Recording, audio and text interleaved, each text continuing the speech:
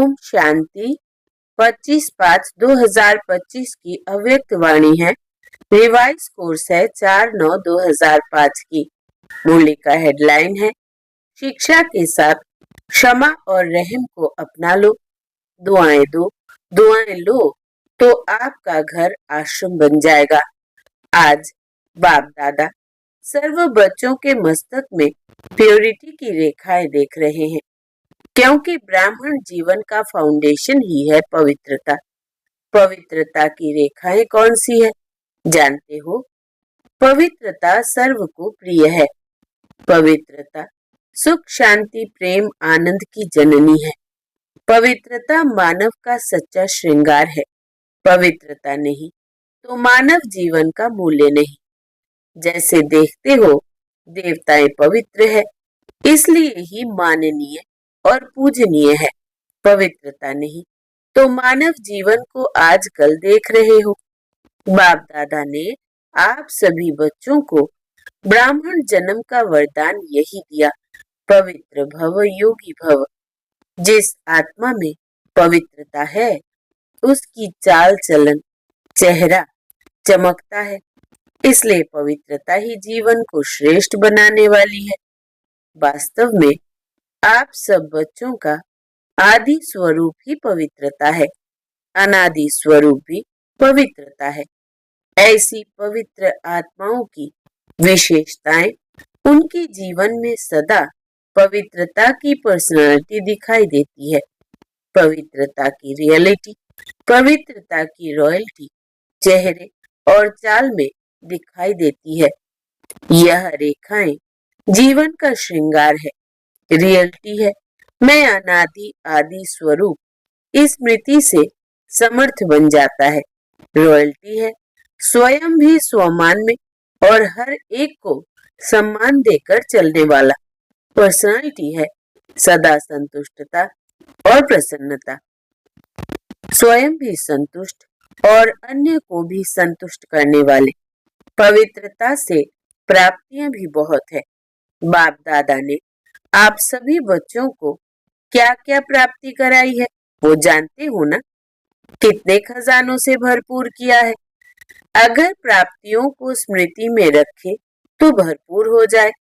सबसे पहला खजाना दिया है ज्ञान का खजाना, जिससे जीवन में रहते दुख अशांति से मुक्त हो जाते। व्यर्थ संकल्प, नेगेटिव संकल्प, विकल्प, विकर्म से मुक्त हो जाते हैं।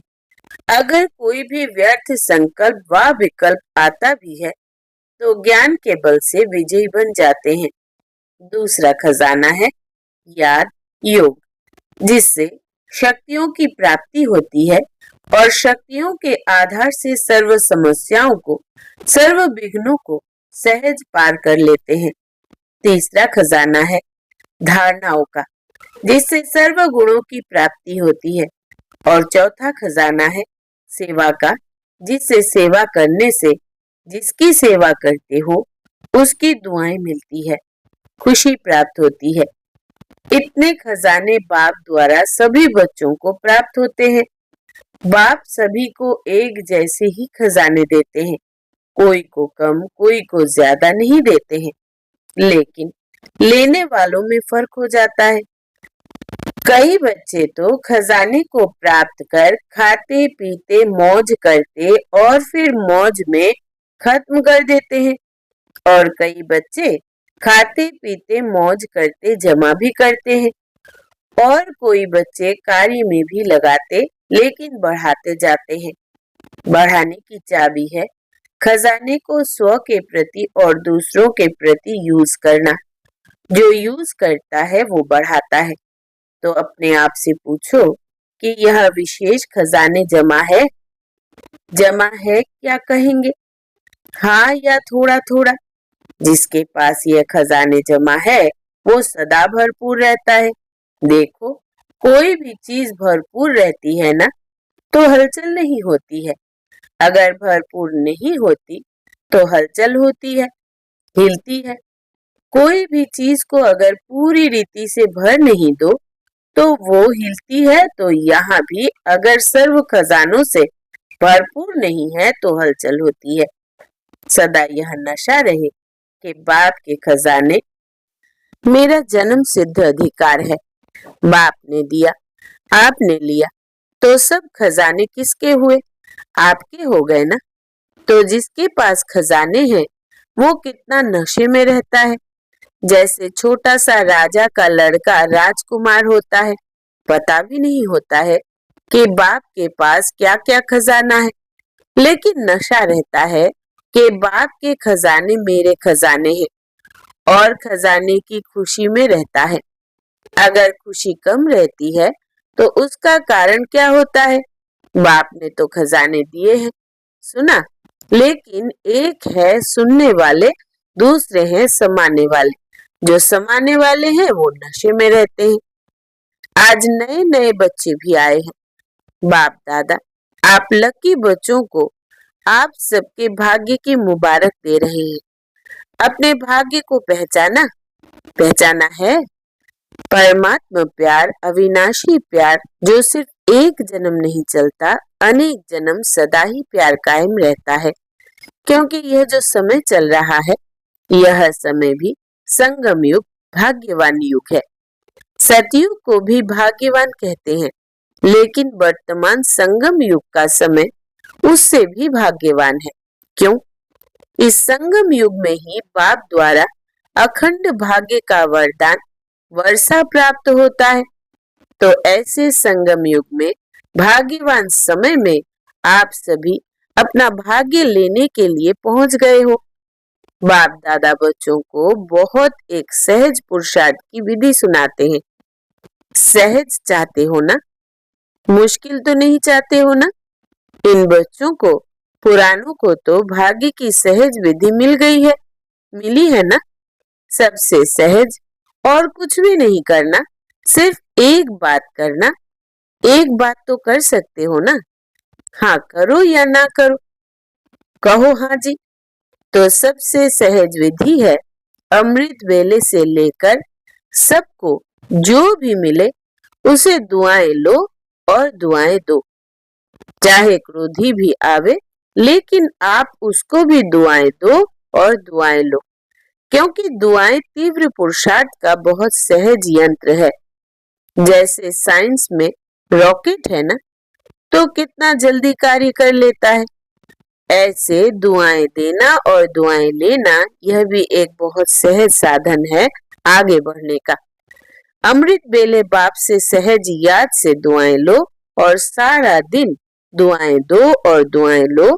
यह कर सकते हो? कर सकते हो तो हाथ उठाओ। कोई बद्दुआ दे तो क्या करेंगे? आपको बार बार तंग करे तो? देखो, आप परमात्मा के बच्चे, दाता के बच्चे, दाता हो ना, मास्टर दाता तो हो। तो दाता का काम क्या होता है? देना। तो सबसे अच्छी चीज है दुआएं देना। कैसा भी व्यक्ति हो, लेकिन है तो आपका भाई बहन। परमात्मा के बच्चे तो भाई बहन हो ना। तो परमात्मा का बच्चा है, मेरा ईश्वरीय भाई है, ईश्वरीय बहन है, उसको क्या देंगे? बद्दुआ देंगे क्या? बाप कभी बद्दुआ देता है? देगा? देता है? हाँ या ना? हाँ ना करो, बहुत खुश रहेंगे। क्यों? अगर बद्दुआ वाले को भी आप दुआएं देंगे, वो दे ना दे, लेकिन आप दुआ लेंगे, तो दुख क्यों होगा? बाप दादा आप आए हुए बच्चों को एक वरदान देता है। वरदान याद रखेंगे तो सदा खुश रहेंगे। वरदान सुनाए? सुनेंगे? वरदान है, अगर आपको कोई दुख दे तो भी आप दुख लेना नहीं। वो दे, लेकिन आप नहीं लेना, क्योंकि देने वाले ने दे दिया, लेकिन लेने वाले तो आप हो ना। देने वाला लेने वाला नहीं है। अगर वो बुरी चीज देता है, दुख देता है, अशांति देता है, तो बुरी चीज है ना। आपको दुख पसंद है? नहीं पसंद है ना, तो बुरी चीज हो गई ना। तो बुरी चीज ली जाती है क्या? कोई आपको बुरी चीज देवे तो आप ले लेंगे? लेंगे? नहीं लेंगे, तो लेते क्यों हो? ले तो लेते हो ना। अगर दुख ले लेते हो तो दुखी कौन होता है? आप होते हो या वो होता है? लेने वाला ज्यादा दुखी होता है। अगर अभी से दुख लेंगे नहीं तो आधा दुख तो आपका दूर हो गया। लेंगे ही नहीं ना। और आप दुख के बजाय उसको सुख देंगे तो दुआएं मिलेगी ना। तो सुखी भी रहेंगे और दुआओं का खजाना भी भरपूर होता जाएगा। हर आत्मा से कैसी भी हो आप दुआएं लो, शुभ भावना शुभकामना रखो। कभी कभी क्या होता है, कोई ऐसा काम करता है ना तो कोशिश करते हैं शिक्षा देने की, इसको ठीक कर दूं। शिक्षा देते हो, शिक्षा दो, लेकिन शिक्षा देने की सर्वोत्तम विधि है कि क्षमा का रूप बन के शिक्षा दो। सिर्फ शिक्षा नहीं दो, रहम क्षमा भी करो और शिक्षा भी दो। दो शब्द याद रखो, शिक्षा और क्षमा, रहम। अगर रहम दिल बन के उसको शिक्षा देंगे तो आपकी शिक्षा काम करेगी। अगर रहम दिल बन के नहीं देंगे तो शिक्षा एक कान से सुनेंगे दूसरे कान से निकल जाएगी, शिक्षा धारण नहीं होगी। ऐसे है ना, अनुभव है। आप भी किसका शिक्षक तो नहीं बन जाते। शिक्षक बनना जल्दी आता है, लेकिन क्षमा करना दोनों साथ साथ चाहिए। अभी से रहम, रहम करने की विधि है शुभ भावना शुभकामना। जैसे कहते हैं ना, सच्चा प्यार पत्थर को भी पानी कर देता है। ऐसे ही क्षमा स्वरूप से शिक्षा देने से आपका कार्य जो चाहते हो यह नहीं करे, यह नहीं हो, वो प्रत्यक्ष दिखाई देगा। आपके रहम दिल बन शिक्षा देने का प्रभाव उसकी कठोर दिल भी परिवर्तन हो जाएगी। तो क्या वरदान मिला? ना दुख देना ना दुख लेना। पसंद है? पसंद है तो अभी लेना नहीं, गलती नहीं करना। जब बाप दुख नहीं देता तो फॉलो फादर तो करना है ना। कर रहे हैं, कभी कभी थोड़ा डांट देते हो, डांटना नहीं, रहम करो। रहम के साथ शिक्षा दो। बार बार इसको डांटने से और ही आत्मा जो है ना वो दुश्मन बन जाती है, घृणा आ जाती है। परमात्मा बच्चे हो ना, तो ऐसे बाप पतित को भी पावन बनाने वाला है। तो आप दुखी को सुख नहीं दे सकते हो। अभी जाकर ट्रायल करना। ट्रायल करेंगे ना तो पहले चैरिटी बिगिंस एट होम। परिवार में अगर कोई दुख देवे तो भी दुख लेना नहीं, दुआएं देना, रहम दिल बनना। पहले घर वालों को करो। आपके घर का प्रभाव मोहल्ले में पड़ेगा, मोहल्ले का प्रभाव देश में पड़ेगा, देश का प्रभाव विश्व में पड़ेगा। सहज है ना। अपने परिवार में शुरू करो, क्योंकि देखो एक भी अगर क्रोध करता है तो घर का वातावरण क्या हो जाता है। घर लगता है या युद्ध का मैदान लगता है? उस समय अच्छा लगता है? नहीं लगता है ना। आप लोगों के लिए भी है। आज वीआईपीज के साथ मधुबन वाले समर्पित भाई बहनें भी सामने बैठे हैं। अपने अपने साथियों से, अपने अपने कार्यकर्ताओं से ना दुख लेना ना दुख देना, दुआएं देना और दुआएं लेना। अगर आप अधिकार से ऐसे समय पर भी दिल से मेरा बाबा कहेंगे, परमात्मा बाबा, मेरा बाबा, तो कहावत है कि भगवान सदा हाजिर है। अगर अपने दिल से अधिकार रूप में ऐसे समय पर मेरा बाबा कहा तो बाप हजूर हाजिर हो जाएंगे। क्योंकि बाप किस लिए है? बच्चों के लिए तो है। और अधिकारी बच्चों को बाप सहयोग नहीं दे, यह हो ही नहीं सकता है, असंभव। तो परिवर्तन करके जाना, जैसे आए वैसे नहीं जाना, परिवर्तन करके ही जाना। क्योंकि देखो इतना खर्चा करके आए हो, टिकट तो लगी ना, खर्चा भी किया, समय भी दिया, तो उसकी वैल्यू तो रखेंगे ना। तो वैल्यू है स्व परिवर्तन से पहले घर का परिवर्तन, फिर विश्व का, देश का परिवर्तन। आपका घर आश्रम बन जाए, घर नहीं आश्रम। वैसे शास्त्र भी कहते हैं गृहस्थ आश्रम, लेकिन आज आश्रम नहीं है। आश्रम अलग है, घर अलग है। तो घर को आश्रम बनाना, दुआएं देना और लेना, यह आश्रम का कार्य है। आपका घर मंदिर बन जाएगा। मंदिर में मूर्ति क्या करती है? दुआएं देती है ना। मूर्ति के आगे जाकर क्या कहते हैं? दुआएं दो। मर्सी मर्सी कह के चिल्लाते हैं। तो आपको भी क्या देना है? दुआ। ईश्वरीय प्यार दो, आत्मिक प्यार। शरीर का प्यार नहीं, आत्मिक प्यार। आज प्यार है तो स्वार्थ का प्यार है, सच्ची दिल का प्यार नहीं है। स्वार्थ होगा तो प्यार देंगे, स्वार्थ नहीं होगा तो डोंट केयर। तो आप क्या करेंगे? आत्मिक प्यार देना, दुआ देना, दुख ना लेना, ना दुख देना। देखो, आपको चांस मिला है। बाप दादा को भी खुशी है। इतने जो भी सब आए हैं, भारत के करीब 250 वीआईपीज रिट्रीट में आए हुए हैं। इतने घर तो आश्रम बनेंगे ना, बनाएंगे ना, पक्का कि थोड़ा थोड़ा कच्चा? जो समझते हैं कुछ भी हो जाए, थोड़ा सहन तो करना पड़ेगा, समाने की शक्ति कार्य में लगानी पड़ेगी। लेकिन सहन शक्ति का फल बड़ा मीठा होता है। सहन करना पड़ता है, लेकिन फल बड़ा मीठा होता है। तो जो पक्का वादा करते हैं, घर घर को स्वर्ग बनाएंगे, मंदिर बनाएंगे, आश्रम बनाएंगे, वो हाथ उठाओ। देखा देखी में नहीं उठाना, क्योंकि बाप दादा हिसाब लेगा ना फिर। देख कर नहीं उठाना, सच्चा सच्चा मन का हाथ, मन से हाथ उठाओ। अच्छा, दादियां, उनको इसकी क्या प्राइस देंगे? हाँ बोलो, दादी इतने मंदिर बन जाएंगे तो आप इसको क्या प्राइस देंगी?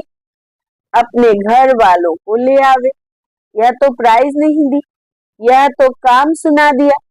बाबा जो आज्ञा करे। देखो, प्राइस तो आपको मिल जाएगी, कोई बड़ी बात नहीं है।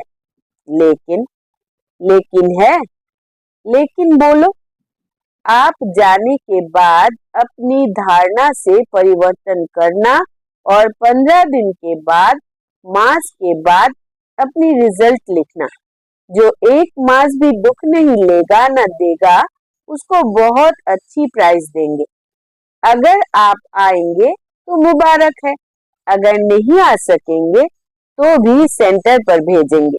अच्छा, चारों ओर के देश विदेश के बच्चों की याद बाप दादा को मिली है। चाहे फोन द्वारा याद भेजी है, चाहे पत्र द्वारा, चाहे दिल में याद किया है, तो बाप दादा सभी बच्चों को, चाहे भारत के चाहे विदेश के, रिटर्न में दुआएं और याद प्यार पदम गुना दे रहे हैं। चारों ओर के परमात्मा प्यार के अधिकारी बच्चों को चारों ओर सर्व खजानों से भरपूर, निर्विघ्न, निर्विकल्प, निर्व्यर्थ संकल्प रखने वाली श्रेष्ठ आत्माओं को साथ साथ सर्व परिवर्तन करने और कराने के उमंग उत्साह में उड़ने वाले बच्चों को साथ साथ बाप दादा को सच्ची दिल का समाचार देने वाले सच्चे दिल वाले बच्चों को विशेष दिलाराम के रूप में, बाप के रूप में, शिक्षक के रूप में, सदगुरु के रूप में पदम गुणा याद प्यार और नमस्ते। ऐसे प्यारे बाप दादा को हम बच्चों का दिल से याद प्यार, गुड मॉर्निंग और नमस्ते बाबा, नमस्ते। वरदान है, भटकती हुई आत्माओं को यथार्थ मंजिल दिखाने वाले चैतन्य लाइट हाउस भव। विस्तार है, किसी भी भटकती हुई आत्मा को यथार्थ मंजिल दिखाने के लिए चैतन्य लाइट माइट हाउस बनो। इसके लिए 2 बातें ध्यान पर रहे। पहला, हर आत्मा की चाहना को परखना। जैसे योग्य डॉक्टर उसे कहा जाता है जो नब्ज को जानता है, ऐसे परखने की शक्ति को सदा यूज करना। दूसरा, सदा अपने पास सर्व खजानों का अनुभव कायम रखना।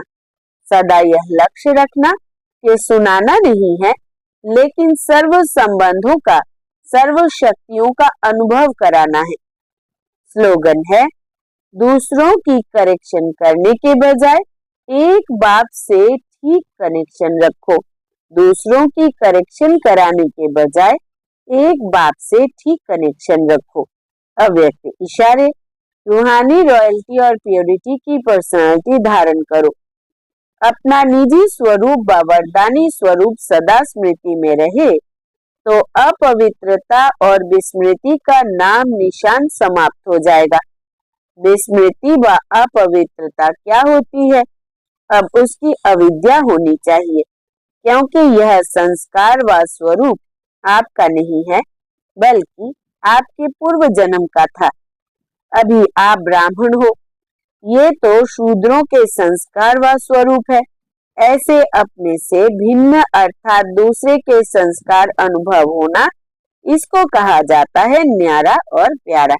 अच्छा, ओम शांति।